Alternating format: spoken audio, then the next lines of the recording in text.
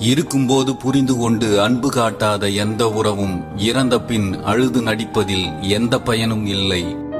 ஒரு உறவு கிடைக்கும் போது தெரியாது, அதை தொலைக்கும் போதுதான் தெரியும் அது நமக்கு எவ்வளவு முக்கியமானது என்று. நம்மை நேசிக்கும் 100 பேரை நாம் நேசிக்க துவங்கினாலே நம்மை வெறுக்கும் 4 பேரை பற்றி யோசிக்கவே நமக்கு நேரம் இருக்காது. எங்கு உனக்கு மதிப்பு இல்லையோ அங்கு அன்பும் இருக்காது என்பதை புரிந்து கொள்.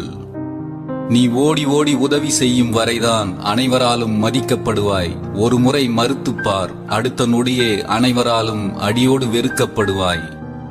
எப்போதும் எதற்காகவும் எவரிடமும் எதிர்பார்த்து நிற்காதீர்கள்.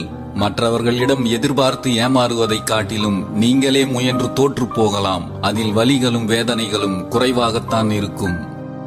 உங்களை ஒருவர் ஒதுக்க நினைத்தால் நீங்களே விலகிவிடுங்கள். அப்போதுதான் வலிகள் குறையும், வாழ்க்கை என்னவென்று புரியும்.